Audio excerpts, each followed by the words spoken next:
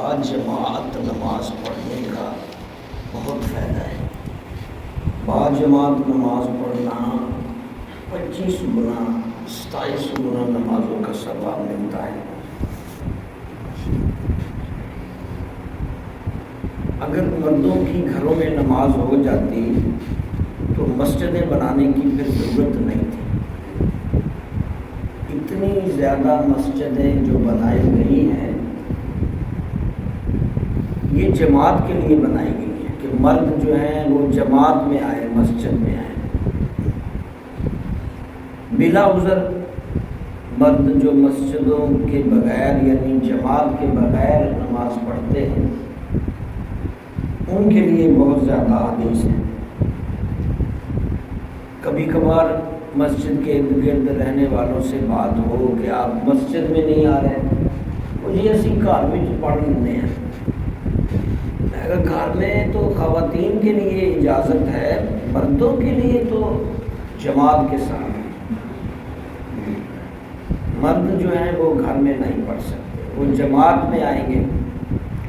اللہ کے نبی صلی اللہ علیہ وسلم فرمایا میرا دل کرتا ہے کسی صحابی کو جماعت کرانے کا کہوں اور خود جا کر گھروں میں چیک کروں کہ کون سے لوگ ہیں جو مسجد میں مرد جو مسجد میں نہیں آئے،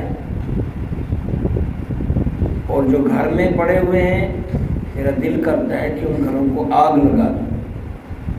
پھر ایک حدیث میں فرمایا کہ جو جماعت میں نہیں آتے ان گھروں کو آگ لگا دو اگر اس میں عورتیں اور بچے نہ ہوتے۔ ایک صحابی نبینا ہے، بہت مشہور معروف، ام مکتوم رضی اللہ تعالی، نبینا صحابی ہیں۔ ایک دن عرض کرنے لگے اللہ کے نبی صلی اللہ علیہ وسلم، مدینہ میں موذی جانور بکثرت ہیں اور میں نبینا ہوں، تو کیا مجھے اجازت ہے کہ گھر پر نماز پڑھ لیا کروں؟ آپ صلی اللہ علیہ وسلم فرمایا حی علی الصلاۃ حی علی الفلاح، سنتے ہو؟ صحابہ نے عرض کیا ہاں یا رسول اللہ، نعم سنتا ہوں۔ فرمایا پھر مسجد میں جماعت کے ساتھ ہی حاضر ہو۔ بعض کتابوں میں لکھا ہے کہ ان کا گھر مسجد سے کچھ فاصلے پر بھی تھا، راستے میں بھی کچھ مسائل تھے۔ کسی اور جگہ پہ لکھا ہے کہ انہوں نے اجازت رات والی نمازوں کی مانگی کہ فرض گھر پڑھوں، فرمایا نہیں، جماعت کے ساتھ، اگر تجھے آواز پہنچتی ہے تو جماعت کے ساتھ، یعنی اتنا دور گھروں کی آواز نہیں آتی مسجد سے تو کبھی کبھار معذور آدمی نہیں آ سکتا تو گھر میں پڑھ۔ جب آواز تمہارے گھر جاتی ہے تو تمہیں اللہ کے گھر آنا پڑے گا۔ فرض جماعت کے ساتھ مردوں کو شامل ہونا بہت ضروری ہے، اس لیے انعام بھی رکھا ہے۔ فرمایا جو جماعت کے ساتھ نماز پڑھتا ہے اس کو 25 گنا زیادہ نمازوں کا ثواب دیا جاتا ہے۔ اور یہ یاد رکھیے، ایک دفعہ حضور صلی اللہ علیہ وسلم فجر کی نماز پڑھ کر صحابہ سے فرمایا فلاں بندہ حاضر ہے؟ لوگوں نے عرض کی نہیں۔ پھر پوچھا فلاں؟ لوگوں نے عرض کی نہیں۔ فرمایا یہ دونوں نمازیں منافقین پر گرا ہیں، اگر لوگ جانتے کہ ان میں کتنا ثواب ہے تو گھٹنوں کے بل گھسیٹتے آتے۔ اور پھر فرمایا بے شک پہلی صف فرشتوں کی صف کی طرح ہے، اور اگر تم جانتے کہ اس کی فضیلت کیا ہے تو پہلی صف میں بڑھتے۔ اسی طرح فرمایا جماعت کے ساتھ نماز تنہا پڑھنے سے بہت زیادہ پاکیزہ اور بہتر ہے۔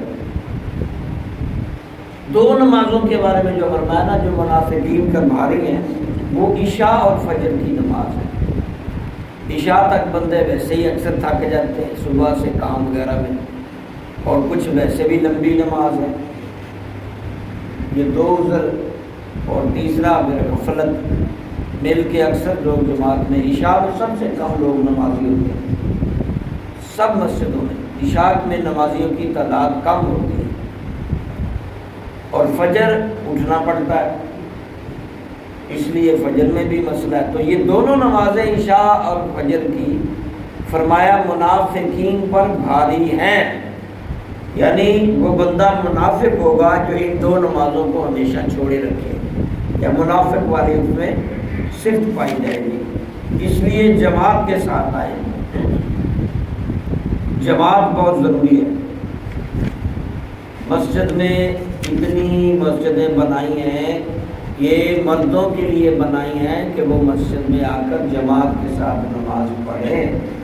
اگر میرے بھائی میرے بچوں گھروں میں ہی مردوں کی بھی نماز ہو جاتی جیسے عورتوں کی ہے، تو یہ ہر چوتھی پانچویں گلی میں مسجد کیوں بنائی گئی؟ یہ لاکھوں مسجدیں کیوں بنائی ہیں؟ یہ صرف نام رکھانے کے لیے کہ یہاں مسجد ہے؟ یہ اس لیے بنائی ہیں کہ یہاں جماعت کے ساتھ آئے۔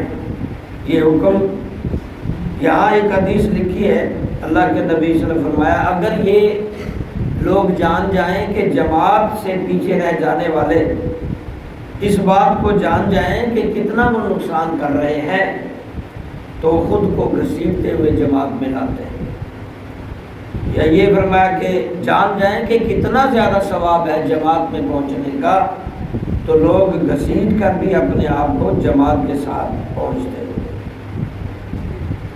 اس لیے فضیلت بھی بیان کی ہے، فرمایا جو بندہ وضو کر کے گھر سے چلتا ہے ہر قدم کے بدلے گناہ جھڑتے ہیں، درجے بلند ہوتے ہیں، یہاں تک کہ وہ جماعت کے ساتھ مسجد میں پہنچ کر نماز ادا کرتا ہے تو اللہ تعالیٰ اس کے پچھلے گناہ معاف فرما دیتا ہے۔ فرمایا ایک نماز سے دوسری نماز تک کے گناہ جھڑ جاتے ہیں، یعنی کفارہ ہو جاتے ہیں۔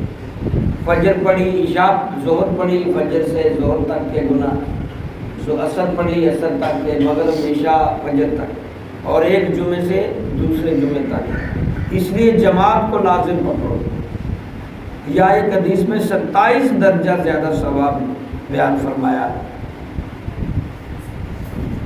اس لیے جو حضرات کہتے ہیں کہ ہم گھر میں پڑھ لیتے ہیں، یا تو وہ جھوٹ بولتے ہیں، اور اگر پڑھتے بھی ہیں تو وہ غلط کر رہے ہیں۔ بھائی آپ کے دائیں بائیں سجے کھبے مسجد ہے، آگے پیچھے مسجد ہے، آپ کیوں نہیں جماعت کے ساتھ پہنچتے؟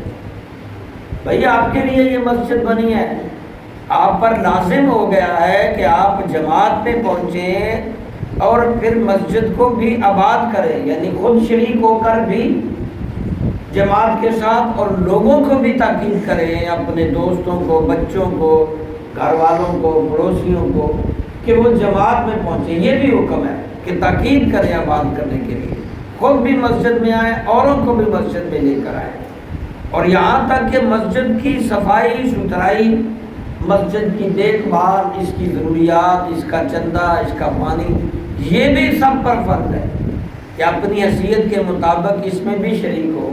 اس کو آباد کرنے کے اندر یہ شامل ہے کہ اس کے ساتھ یہ کریں۔